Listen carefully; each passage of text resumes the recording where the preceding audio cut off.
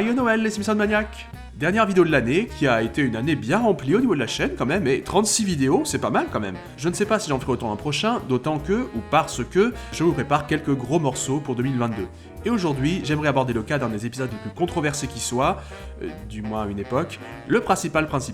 J'aimerais essayer de le juger aussi honnêtement que possible dans ses échecs ou ses réussites. Évidemment, il y a toujours un côté subjectif, mais je vais vraiment essayer de le mettre de côté autant que possible. Je l'ai considéré comme un mauvais épisode à une époque, mais je suis plus mesuré aujourd'hui. Ce n'est quand même pas une réhabilitation, car malgré tous mes efforts, je ne peux pas vraiment le conseiller et le considérer comme un vrai bon épisode, mais il a des choses pour lui. Je vais passer plus de 10 minutes là à faire moi-même les pour et les contre, c'est un exercice assez particulier. Pour ceux qui ne connaissent pas l'épisode, je vais pas mal le raconter dans les prochaines minutes, mais pour faire un premier résumé, on apprend que le principal Seymour Skinner est un imposteur, il a pris le nom de son sergent de l'armée au Vietnam, disparu, supposé mort, mais en réalité prisonnier depuis des décennies. Le véritable Skinner a finalement été libéré et le confronte à la vérité devant les Springfieldiens. Devant un tel épisode, on peut dire que c'est le moment où les Simpsons jump the shark, comme disent les Américains. C'est sûr qu'il n'est pas évident à juger, même la série s'en fera l'écho dans Derrière les rires. Les ressorts comiques étaient de plus en plus gros au fil des épisodes, et les intrigues invraisemblables. Je suis un imposteur. Matt Groening n'aime pas cet épisode, Harry Shearer qui joue Skinner a dit un jour qu'on a pris quelque chose qu'on a mis 9 ans à construire pour le jeter à la poubelle.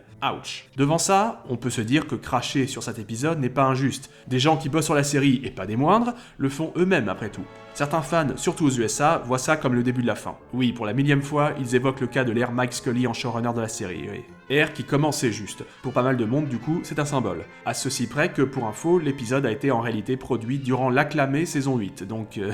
Cela dit, Ken Killer, le scénariste, défend son épisode, ce qui se comprend, il y a des gens qui ont renié leur taf, mais ce n'est pas forcément si simple. Ce n'est pas parce que les gens n'aiment pas que c'est forcément objectivement mauvais, et il y a effectivement des bonnes choses dans le principal. Par contre, il a même dit que c'était la meilleure chose qu'il avait jamais écrit, et là ça me fait tiquer. Il a écrit 16 épisodes des Simpsons, certains des meilleurs épisodes de Futurama, et c'est son meilleur boulot ça? C'est... étrange. Ah, je vous ai pas dit? Mon meilleur boulot c'était ma YouTube poupe, c'est pas évident? Alors, l'épisode. On commence donc pour une fois dans le vif du sujet, les 20 ans de Skinner en tant que principal. On voit un peu de préparation, tout le monde lui cache, surprise, la fête commence. Ok, d'autant qu'on a quelques répliques sympathiques. Oh Seigneur, ce n'est pas un manche à balai que cet homme a dans les fesses, c'est un baobab. Ou le portrait commun que font Lisa et Ralph sur scène. Et la chanson qu'ils chantent... Il se nomme Skinner, plus vif que l'éclair. Oui, les vieux comme moi l'ont reconnu, c'est l'air de Flipper. Mais le vrai Skinner se pointe. On notera la première facilité majeure de l'épisode, il arrive le soir des 20 ans, où c'est en plus montré à tout le monde, avec un panneau hommage à Seymour Skinner. Oui, honnêtement, c'est un peu téléphoné, tout semble être fait pour que la révélation soit plein d'emphase, devant des centaines de personnes, des pauses dramatiques, une grande déclaration. Puis vient le moment des explications en petit comité. On ne sait pas pourquoi il y a les Simpsons dans le bureau, à part que c'est les héros de la série, mais bref. Le vrai nom de Skinner est donc Armin Tamzarian. Ken Killer, le scénariste, avait utilisé le nom de famille d'un expert en sinistre qu'il avait connu lors d'un accident de voiture. Le vrai Tamzarian l'a appelé un jour pour lui demander pourquoi. Killer a craint, dans un pays où on fait des procès pour n'importe quoi, qu'il projette de l'attaquer, d'autant qu'en plus, désormais, le Tamzarian était juge. Mais non, Tamzarian était juste curieux. On apprend que Tamzarian a rejoint l'armée dans un gag qui fait à peu près l'unanimité sur le fait qu'il soit très bon. Le sergent Skinner l'a pris sous son aile, mais il semble avoir été tué au combat. Tamzarian, en allant annoncer la nouvelle à sa mère, se fait passer pour lui. J'y reviendrai. Mais déjà, les fans forcément ont plusieurs griefs. On pointe la continuité avec le fait que Tamzarian ne soit devenu Skinner donc qu'à 20-25 ans. Soyons justes, jusqu'ici, peu d'épisodes avaient montré le passé de Skinner avant qu'il ne soit principal. En fait, le seul exemple contradictoire de l'époque qui me vienne, c'était dans Grand-père Simpson et le Trésor maudit, où un flashback montre son père, qui lui ressemble et a la même voix que le Skinner qu'on connaît. Rapport à la continuité d'alors, on est à l'automne 97 pour rappel, ce serait pinailler pas mal de dire que ça fiche en l'air ce qu'on a déjà vu. Sauf qu'indirectement, il y a un souci quand même, avec l'épisode Un ennemi très cher, où il se réengage dans l'armée, il redevient le sergent Seymour Skinner. Sauf que pour l'armée, le sergent Seymour Skinner est disparu, supposé mort. Ça marche pas. Certains fans s'en ficheront sans doute tellement les continuités ont varié depuis. Mais voilà, plus ça se reproduit, et plus les personnages sont importants dans la série, je veux dire, bon, tu me changes 10 fois la backstory de l'andouille qui dit toujours oui, je m'en fous un peu. Plus ça fatigue. C'était une des premières grosses incartades de la série. Skinner loupard dans sa jeunesse, c'est 50-50. Là où faut le défendre, oui, ça semble totalement fou qu'il ait été un hors-la-loi quand on voit à quel point il est sérieux dans la série, mais s'astreindre à une conduite pendant des décennies, ça finit par déteindre sur n'importe qui, on peut l'admettre. Il finit par vouloir empêcher la jeunesse de devenir ce qu'il était. Mais le problème va au-delà. Montrer une figure d'autorité qui a changé et dans sa jeunesse était un fauteur de troubles, ça n'était déjà plus original dans les fictions des années 30. Bill Oakley a dit un jour qu'il n'avait rien de mal à faire quelque chose de différent. En effet, de base, mais différent ou original ne veut pas forcément dire bon déjà. Mais surtout, non, ça n'est même pas si original que ça. C'est un cliché qu'on a vu 1000 fois. En fait, ça aurait été plus détourner les codes de nous montrer sérieux comme un pape dès son enfance, plutôt que de montrer qu'il a changé du tout au tout. Et s'il vous faut une autre preuve, La série l'avait déjà fait, avec un autre personnage secondaire majeur, Ned. la saison précédente, lui aussi avait un passé de petite peste avant de devenir un ange. Le tout a quand même un côté... C'est vraiment étrange, on croirait une scène de Dickens ou de Santa Barbara. Oui, la mère d'Homer disparue qui réapparaît soudain dans la saison 7, le passé étrange de Ned dans la saison 8, maintenant ça, tout ça, ça a vraiment un côté soap opéra quoi. On peut vraiment avoir l'impression qu'ils se sont dit « Hey Ken, était pas chiche de faire un épisode exprès pour foutre la série en l'air ?» Je croyais que tu devais être aussi objectif que possible. Oui, pardon. Non, c'est vrai, soyons justes là aussi. Ce que je viens de dire reste valable sur l'originalité en réalité toute relative et le côté déjà vu, mais il est vrai que ça ne bouleverse pas tout. Skinner a toujours effectivement un passé de militaire, il a bel et bien été principal pendant 20 ans, a bel et bien cette relation compliquée avec sa mère. Et sa relation avec Edna, mais peut-être parce que c'est récent dans la série, de ce côté-là, l'épisode est assez léger, ne serait-ce qu'en temps de développement. Donc désormais, Skinner, enfin Tamzarian, se sent rejeté et étranger à Springfield, et il quitte la ville pour redevenir ce qu'il était après avoir fait des adieux à ses proches. Dont Agnès donc, responsable de quelques gags, c'est bien, jusqu'ici on savait juste qu'elle était très sévère et avait le contrôle de son fils, c'est une des premières fois qu'elle est vraiment développée. Leur relation se complexifie un peu, montrant que chacun a du mal à se passer de l'autre, Malgré leurs difficultés à trouver une relation totalement harmonieuse. Là encore, néanmoins, quand Armin se présente pour annoncer la disparition de son vrai fils, il fallait trouver une raison pour qu'elle ne le reconnaisse pas. Mais manifestement, Ken Killer n'a pas trouvé, donc il est montré qu'elle a compris que ce n'est pas son fils, mais décide de faire croire qu'elle le confond avec lui. D'abord implicite, puis évident quand elle lui indique l'air de rien où est sa chambre. On tourne en gag ce qu'on ne sait de toute évidence pas justifier autrement. Dans certains épisodes ça fonctionne assez bien, ici... à chacun de voir.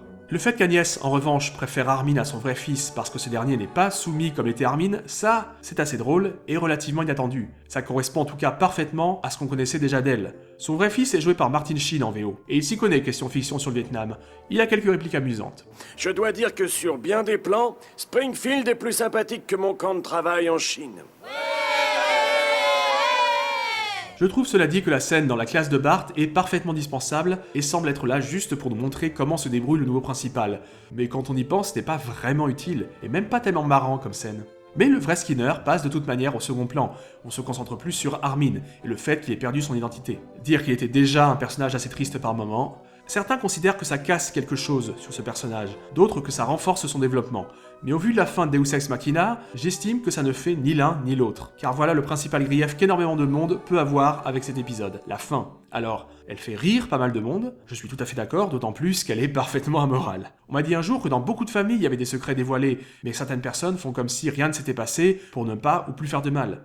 Et si le vrai Skinner avait décidé de partir et que tout le monde s'accommodait du fait que le faux, à qui on n'a rien à reprocher, prenne sa place, encore que rien à reprocher juridiquement, usurpation d'identité, mais bon, disons qu'il n'a fait de mal à personne, bref, si tout le monde, même le vrai Seymour, s'en accommodait, je veux bien. Mais avec la fin qu'on a, cette réponse est parfaitement hors sujet. Le coup du juge qui fait ça... Je vous octroie le nom de Seymour Skinner, ainsi que son passé, son présent, son avenir et sa mère. Très bien. Et je décrète par ailleurs que les choses seront exactement comme elles étaient avant que tout ceci ne se produise. Non.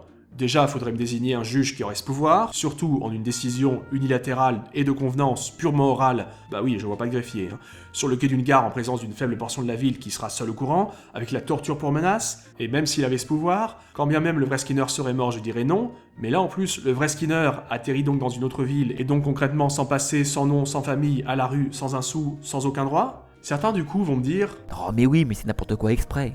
Et c'est précisément ce qui ne va pas. Là, en gros, Ken Killer est en mode « Non, non, vous avez rien vu !» En gros, il ne savait pas comment finir.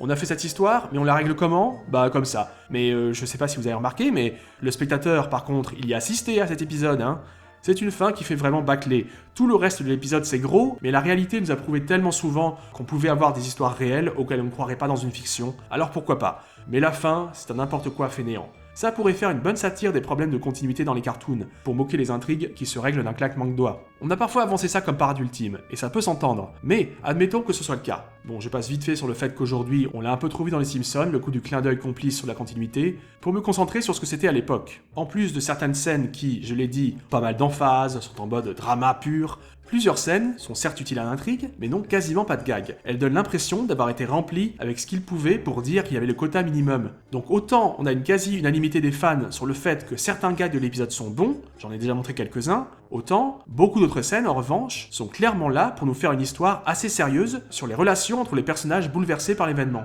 Mais les gags, il y a le minimum syndical. Skinner chez Apu, quand Marge, Edna et Agnès parlent de Seymour en faisant les courses, la scène chez Armin. Et donc pour ces moments, je répète, passer les quelques gags de remplissage, on a des passages écrits de manière assez sérieuse et terre-à-terre. Pas forcément bonne, mais sérieuse. Or, les Simpsons sont une série humoristique et la parodie est par définition une forme d'humour. Ken, si tu l'oublies pour tout l'épisode sauf la dernière scène, tu peux venir à la fin et dire « Ah mais non, c'était une blague, lol !»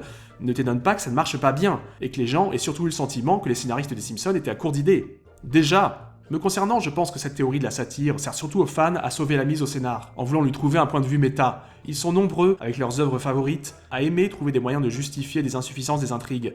Ken Killer a aussi fait une réflexion sur le parallèle entre Springfield réagissant au fait que Skinner soit un imposteur, et la réaction de la fanbase hardcore des Simpsons avec cet épisode, qui serait similaire. Mais la fanbase, elle n'est pas responsable du respect très relatif avec laquelle cette histoire a été traitée à la base, et dans les épisodes ultérieurs où on s'en contrefiche. Car oui, on notera que les futurs épisodes s'en contrefichent. Que les personnages n'en parlent plus, soit, mais des flashbacks montrent clairement le faux Skinner en enfant d'Agnès, donc dans la diégèse de la série, où les personnages inventent, où le flashback est supposé être réel, et là ça colle plus. Bon, l'explication est simplement que les scénaristes s'en foutent, mais bon. Le fait est qu'on ne fera quasiment plus allusion à ça dans la série. Oui, vous avez raison, principal Tamzarian. Ah, Lisa, tu dois subir la torture. Une nouvelle fois, je vais devoir atténuer mon propos en disant que beaucoup de fans, moi compris, on a parfois fermé les yeux sur des intrigues capillotractées ou fermé les yeux sur des exemples de paresse scénaristique qu'on règle par un gag quand on ne sait pas comment finir un épisode. Mais ça se pardonne plus facilement quand on ne chamboule pas une situation claire depuis des années, ou si tout est quand même vraiment réglé à la fin, ou peut facilement se régler même hors cadre. Ce qui n'est pas vraiment le cas ici. Au final, dire que l'épisode est un ratage complet, c'est sans doute exagéré. Me concernant, les années se sont chargées de me faire relativiser ces soucis et le voir sous un autre angle. Même si c'est peut-être aussi parce que je me suis senti plus trahi par des épisodes ultérieurs, mais c'est un autre problème. Il n'y a pas de souci en soi avec les secrets de famille. Oui, les impostures, ça existe. Ce n'est pas en France, avec des fameux exemples dans notre littérature, voire dans de vrais exemples historiques, qu'on va dire le contraire. Et l'épisode peut être drôle. Mais il y a aussi de vraies faiblesses que je pense avoir exposées aujourd'hui.